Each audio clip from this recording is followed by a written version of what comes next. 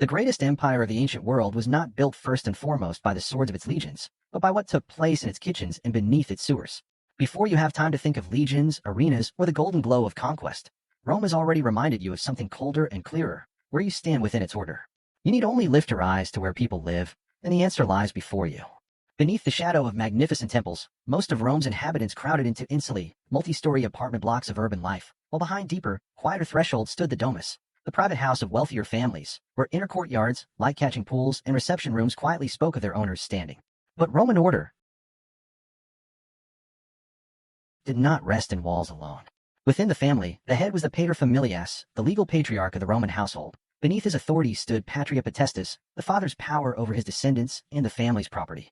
And so, to live under the Roman Empire was not, first of all, to learn how to dream grandly, but to learn how to recognize your limits, your duties, and your place from the very first threshold. The city of Rome gives you no time to stand apart and observe. It floods the senses like a tide with a rhythm of its own. The stone paving still holds the night's chill. Sandals strike the ground in echoes along the colonnades. Voices call from little stalls, and the smells of fresh bread, olive oil, and cooking smoke blend into an air that is dense and alive. Here, the city is not merely a place to dwell. It is the first test of life among others. You must learn how to slip through the crowd, how to read another's station from a cloak, from a speaking voice, from the distance they keep when standing before you. What archaeology preserved at Pompeii, the city buried in AD 79 and astonishingly well kept, shows that Roman life revealed itself precisely through such streets, shops, houses, and tightly packed rhythms of living. And so, from the earliest hour of day, Rome forced you to understand one thing. Here, no one lives entirely alone. Yet in the midst of that city, the sharpest question appears in the most private of places. Which doorway do you return to tonight? Most city dwellers lived in insulae, those many-storied buildings of urban life, where narrow stairways held the endless sound of feet going up and down, where thin walls let through late-night coughing, children crying, and the tiny collisions of lives with too little space. The smell of old wood, damp air, and lamp smoke seems to cling to one's clothes longer than the dust of the street. Cities like Pompeii, buried by volcanic ash and returned to posterity almost intact, show that Roman housing did not come in one single form, but stretched from cramped rooms for the many to houses with inner courts for the better off. That is why, in Rome, the height of your floor, the width of your corridor, even the amount of light entering your room could speak on behalf of your place in the world. And then, after only a few more streets, the light itself seems to change its voice. Imagine that you are invited to step through a deeper, quieter threshold. The noise of the market immediately falls away behind you. Before you stands the domus, the private house of a prosperous family, where the courtyard opens to the sky, a small pool gathers the light, and reception rooms are arranged so that the visitor instantly understands before whom he stands. In such houses, even silence carries dignity. Footsteps are softer on the paving, fragrances gentler, the spaces between rooms wider, as if the very air itself had been tamed. Pompeii is especially precious because it preserved not only walls of brick, but murals, household objects, and the structures of many domus, allowing us to see with our own eyes how living space once spoke of order, wealth, and honor. Rome, then, did not reveal itself only in the forum or the court. It also revealed itself in the very visible difference between an airless little room and a courtyard that seemed to hold sunlight for itself. Yet the walls of a house are only the outer shell. What gives that house real weight lies in the person at its center. In the Roman household, that figure was the paterfamilias, the family patriarch by law and custom, usually the senior male, under whose authority the property, honor, and life of the household were gathered. Here, family was not only a place of affection. It was also an ordered world with a single head, with obedience, inheritance, and duties linking the living to those not yet born. Thus, when a visitor entered a house, he did not merely step into the dwelling of an individual. He stepped into the sphere of a name and a lineage. Listen closely, in the sandals of a servant moving more quickly than usual, in the measured bow of someone younger, in the moment when the room falls quiet as the patriarch begins to speak, we hear Rome's own rhythm, a rhythm that begins beneath the roof and spreads outward through the city. And within that rhythm, a Roman idea appears, dry as an inscription, yet soft in the way it reaches into daily life, patria potestas. This was the power of the father, or more precisely, the power of the household patriarch, over his descendants and the family's property. In Roman legal tradition, that authority was once conceived very broadly, so broadly that ancient writers and modern reference works alike describe it as extending over nearly the entire life of the household. Later it was narrowed, but its central idea remained intact. Within the house, decision did not disperse evenly according to feeling but gathered in a single center. That helps us understand why marriage, wealth, inheritance, even the course of a young person's future often did not stand apart from the will of the patriarch. Outside, the sun has already climbed high above the roof tiles. Inside, the fate of many people may still be weighed beneath a voice older, slower, and long accustomed to being obeyed. Even so, no household lives on dignity and authority alone. Sooner or later, every door must open before a simpler question: what shall we eat today? At that point, Rome changes its rhythm. The streets draw people toward stalls, toward places where vegetables, fish, cheese, oil, bread, and grain are laid out. The air thickens with the smell of salt, fermented fish sauce, ripe fruit, and the short, sharp sound of bargaining. The market is not merely a place where goods are exchanged for money. It is where the poor measure themselves against prices, where the comfortable choose what deserves a place on the table, where news travels no less swiftly than the smell of bread fresh from the oven. Studies of Roman food and daily life show that city dwellers who could not grow their own provisions turned to stalls and markets for their daily needs. To understand how an empire fed its people, one must first stand amid that crush of sound, where hunger and fullness were separated by only a few coins and a contrary wind from the sea. Amid that rhythm of buying and selling, the Romans had a particular word for the food market, Macellum. One may picture it as the urban market for provisions, sometimes open to the sky, sometimes set within a clearly planned market building. There meat, fish, vegetables, oil, cheese, spices, and finer goods passed from the seller's hands to the tables of many kinds of people, though the quality of each meal was obviously not the same. Historical sources note that those who did not produce their own food bought it at the Macellum. In Rome, food markets operated daily from the 2nd century BC onward, while in provincial towns the rhythm was often slower. Imagine sunlight gliding over the roof of the market, flashing on fish scales, on the mouths of oil jars, on the butcher's blade. There, the empire suddenly takes on a very ordinary shape. A loaf passed from hand to hand, a piece of cheese weighed on a scale, an evening meal decided by whatever could still be afforded before dusk. Yet behind every loaf and every sack of grain lay a much larger anxiety. How could a vast city avoid falling into shortage? Imagine living in Rome on those days when the harbor seems quieter than usual. What would unsettle you first would hardly be some philosophy of empire, but whether tomorrow's bread would still be cheap enough to buy. From that fear emerges a nona, a term tied to securing the food supply, especially grain for the city. Sources on Roman daily life stress that the masses, especially the poor of Rome, depended on grain supplied or guaranteed by the state, while the city as a whole relied heavily on maritime transport. A city like Rome could not feed itself from the land around it alone. It had to look outward, to the docks, the warehouses, the horizon of the Mediterranean. And so, in the loaf held in a Roman hand, one could already taste a portion of sea wind, taxation, and the anxious hope placed in sales returning on time. When food depends on storehouses, shipping, and the greed of speculators, prices become a whisper that never fully fades from urban life. People do not need to read an edict to know it. They need only notice a loaf growing smaller, or hear complaints spread along the line of those waiting for provisions. That anxiety grew so great that centuries later, in AD 301, the Emperor Diocletian issued the edict on maximum prices, setting upper limits on wages and on roughly 1,000 kinds of goods, in an attempt to halt surging prices, excessive profit, and the exploitation of buyers. The measure did not succeed especially well, but its very existence speaks to a profoundly Roman truth. Sometimes the peace of an entire empire trembled because of the cost of the smallest things on the dining table. And once food had reached so close to the threshold of survival, another question immediately emerged, quieter yet even more fundamental. Where did such a city find the water that sustained it each day? Then comes a threshold even deeper than food, water. A great city may endure expensive bread for a little while, but cannot live long if its spouts run dry, its wells grow murky, and its public troughs stand empty. In Rome, water was not only for drinking. It flowed into kitchens, workshops, public fountains, baths, and the small acts of washing hands and splashing one's face, easing the dust and heat that clung to the skin after a day in the streets. Thus, when you hear water lapping softly against a stone basin, or see lines of people waiting with jars beside a channel, you're looking at something more fundamental than convenience. You're looking at what kept a vast city from thirst, from filth, from dissolving in the crush of its own crowding. It was no accident that Romans treated water with something close to reverence. In a world dense with people and quick to smell, clean water marked the fragile boundary between order and disorder. But that water did not spring up by itself in the middle of the square. It came from far away, as quietly as a promise kept on time.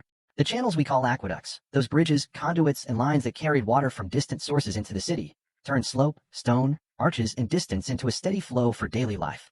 Frontinus, the official in charge of Rome's water supply at the end of the 1st century, left behind a work describing the city's sources, the rules governing their use, and their maintenance, enough to show that water in Rome was never left to chance.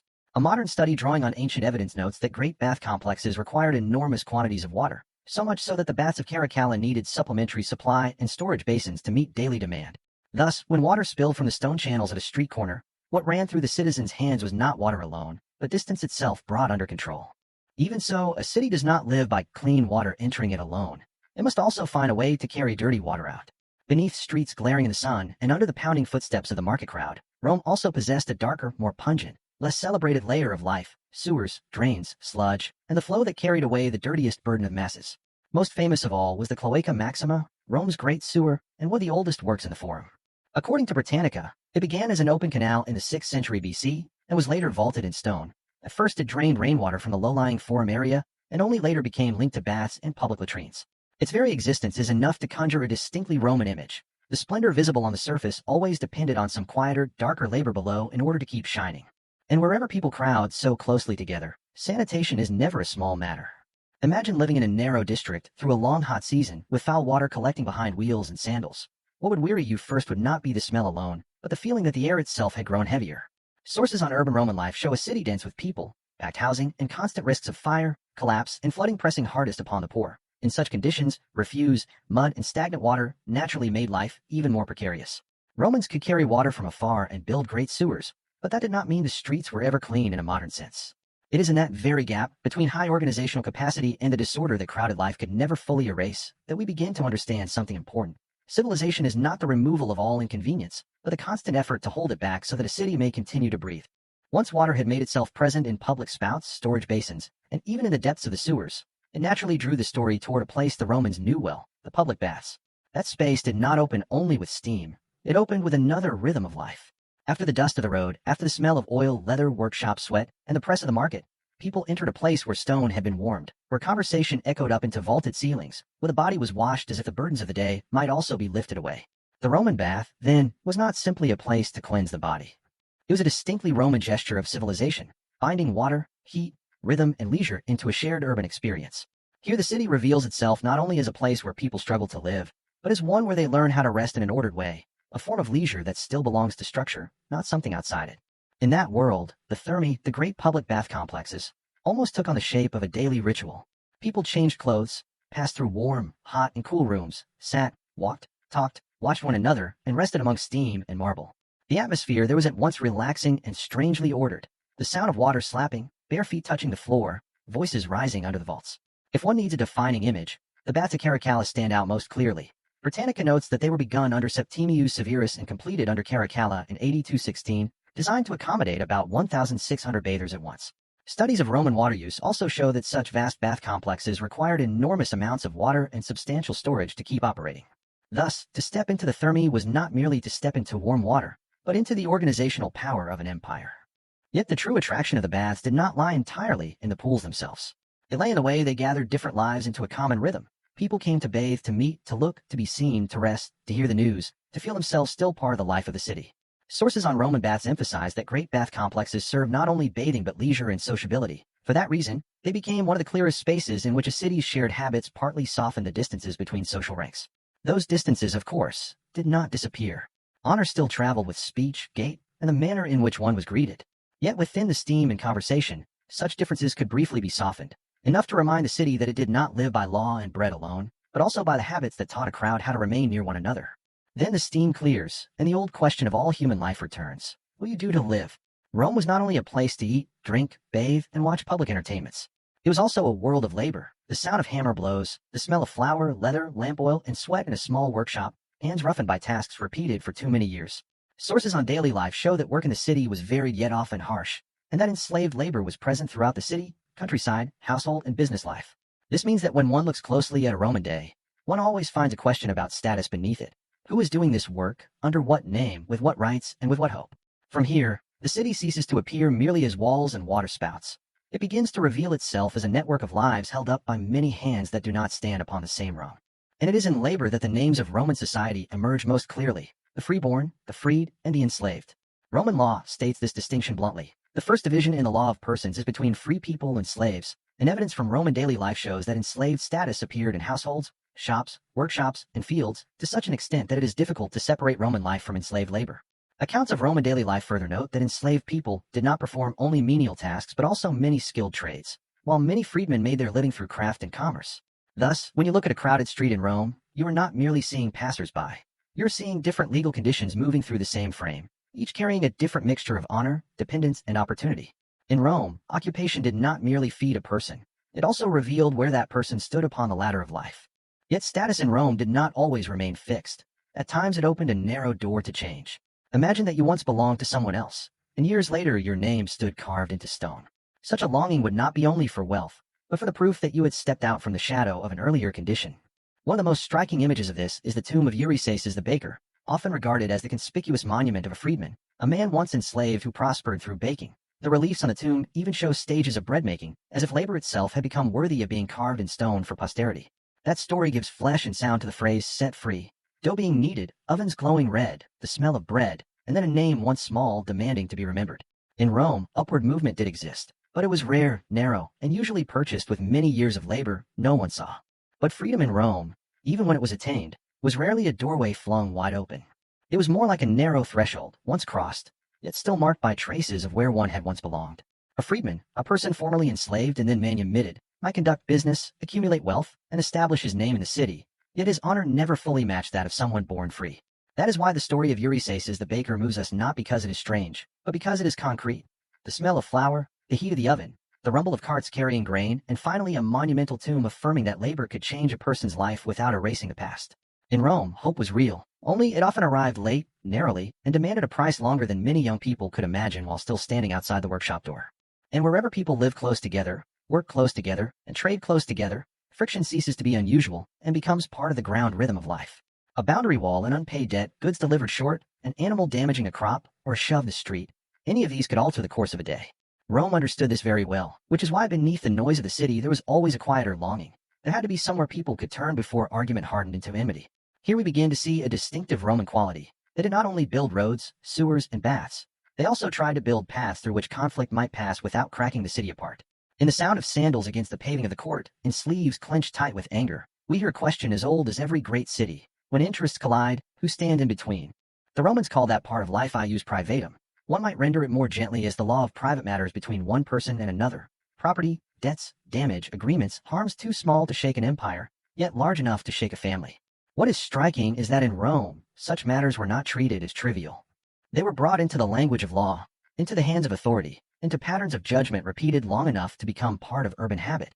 Britannica notes that the role of the praetor developed out of the city's growing legal needs, while Roman procedural tradition later became an important foundation for civil adjudication in much of Europe.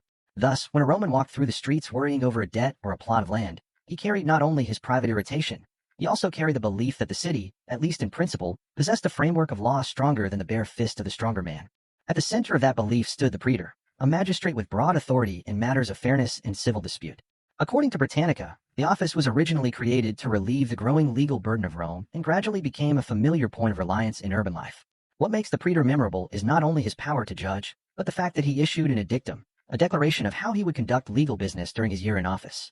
That meant even justice had a voice, a posture, a manner of entering public life. Imagine that you are a small merchant harmed by someone wealthier than yourself. What you desire is not merely to be heard, but to be heard in a place where words still carry more weight than money. That is where Rome shows its realism. It understood that a crowded city cannot endure long if every resentment is pushed back into the street. But law truly lives only when it can touch things very small, very human, and sometimes a little bitter. A famous legal anecdote preserved by Aulus Gellius tells of Lucius Veratius, a man who enjoyed slapping passers-by and then had a slave walking behind him pay the fixed fine on the spot. Even if the story is somewhat illustrative rather than purely documentary, modern scholars still use it to show why rigid penalties could become absurd in real life and why magistrates had to be more flexible in assessing damage and compensation. It is an intensely Roman glimpse. Justice cannot live by inscriptions alone, because human beings will always try to slip around written words through money, cunning, or status. Thus, the sense of fairness in a city does not come simply from whether law exists, but from whether it is clear-sighted enough to see the inequalities between people. And then, after debts, collisions, and quarrels, the empire opens yet another space, one in which the emotions of the crowd are gathered into a single breath. There you hear wheels rolling, chairing crashing against stone seating, people leaping to their feet as though their own fate were racing in a track or entering the dust of the arena floor. Rome knew perfectly well that a city cannot live by judgment and duty alone. It must also give the crowd moments in which to forget the weight of ordinary life, to cheer together, to rage together, and to feel, if only for a while, that they belong to a body larger than themselves. In such moments, power reveals itself not merely through edicts or uniforms, but through the ability to keep tens of thousands looking in the same direction. A vast city sometimes needs very little explanation. It needs only a place where the crowd can breathe to one rhythm. The two grandest forms of that rhythm were the circus and the amphitheater. The circus was a long, narrow racecourse for chariot racing. Britannica describes it as the Roman version of the hippodrome, and the Circus Maximus was the greatest of them all, where the intoxication of speed could sweep an entire city into a cloud of dust. The amphitheater was different, a ring of seating enclosing the central space, suited for public shows, beast hunts, and the famous combats of Rome. Structures such as the amphitheater at Pompeii, and later the Colosseum, show that entertainment was no marginal detail of Roman civilization. It was built in stone, with money, with stratified seating, in other words, with the same organizing intelligence that built aqueducts and highways. In the sunlight pouring onto the seats, the crowd ceased to be a scattering of individuals. It became a sea of eyes, a sea of voices, and also a mirror of what the city taught them to desire. The Romans had a short and cutting phrase for this, panem et circenses, bread, and circuses. The phrase entered common memory through the satirical poetry of Juvenal, whom Britannica notes as the author of sayings that outlived his age, among them this one. Its meaning is not merely that the crowd was fed and bought off. Deeper than that, it speaks of a city in which peace could be soothed by full stomachs and dazzled eyes. Research on Roman performance and public spectacle also suggests that authorities used festivals and entertainments to fill the empty spaces of anxiety with cheering. Imagine that you are one of Rome's poor, receiving grain and then joining the roar of the racecourse. Would you, in that moment, think of the injustices of ordinary life as sharply as when standing alone in a dark kitchen? That question continues to echo long after the seats have emptied. Yet Rome did not hold people's loyalty only in the places of crowds.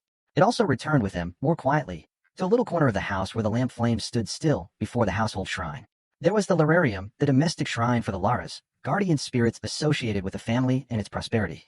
Britannica notes that small figures of the Laras were placed in the lararium of each house, while discoveries at Pompeii, especially the house of the lararium highlighted in recent years, show that such shrines could be richly decorated, like a miniature mythic garden in the middle of ordinary domestic life.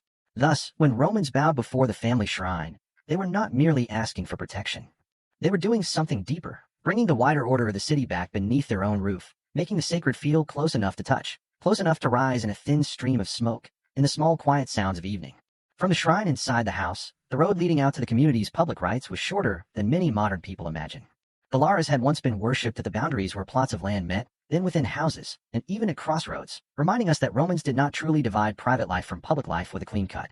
In the way they lived, the order of the household, the prosperity of the storeroom, the peace of the street, and the feeling of belonging to something larger were bound tightly together through ritual. That is why a person walking from the doorway to the forum was not really leaving the sacred behind. He was only moving from one concentric circle into a wider one. Here Rome reveals a particular talent, making even strangers, through gestures repeated long enough, feel that they stand together within a shared rhythm of reverence. And once that sense of belonging had been built, the stone road began to call people far beyond a roof of home. Beyond the city, the empire first revealed itself through roads. Stone roads, milestones, relay stations, wheels, horse hooves, the rasp of goods in transit, the messenger arriving and departing before the evening light has even changed color. Rome made distance less frightening not by erasing remoteness, but by giving it a form that could be measured in miles, days of travel, and stopping places. The great roads carried not only soldiers and officials, they also carried news, letters, commands, rumors, goods, and new ways of imagining the world. In that rhythm, empire ceased to be a concept suspended over a map. It became something one could hear in the rattle of wheels outside a doorway, smell in the timber of ships at a quay, and feel in the dust coating one's shins after a day's journey. In Rome, roads did not merely connect places. They taught people how to imagine themselves as belonging to a world larger than the village in which they were born. And among those roads, the Romans created the cursus publicus, the state communications and transport network that Britannica describes as the most highly developed of the ancient world. Relay stations were set along the major routes so that horses could be changed, travelers could rest, and letters and official orders could continue forward at the speed a vast empire required. Imagine that you are living in a distant province, waiting for news from Rome. What would astonish you would not only be the content of the letter, but the fact that it could cross hundreds of miles and reach your hands through a pattern already laid down. Alongside the overland routes, maritime trade also bound very different regions into the same rhythm, from grain ships crossing the sea to harbors breathing with the winds of the season. Distance within the empire, then, did not disappear. It was disciplined. And once distance had submitted to order, one final question emerged. When did those living far from Rome begin to become Roman? The answer lies in the provincia, the provinces, where Rome's power was present but never completely uniform in color. Britannica notes that provincial administration often relied heavily on local elites and left them a significant measure of autonomy, while a process commonly called Romanization was in truth a gradual cultural transformation rather than the wiping away of all difference. A beautiful illustration of this is the Lion Tablet, the bronze inscription preserving a speech of the Emperor Claudius in AD 48, in which he supported admitting the elites of Gaul into the Senate. That means that on the empire's edges, people did not merely learn to use Rome's roads, Rome's law, or Rome's markets. At times they were invited into the very heart of its power. And so the final question only grows deeper. When a world this vast is held together by roads, law, ritual, and shared memory, what arrives first when those bonds begin to loosen? The fatigue of the center, or the quiet transformation rising from the regions once thought to stand only at the margins? As we close this chapter on daily life, in the next episode we will turn to Rome's fall. What do you think truly brought this empire down? Leave a comment below, and do not forget to subscribe so you will not miss what comes next.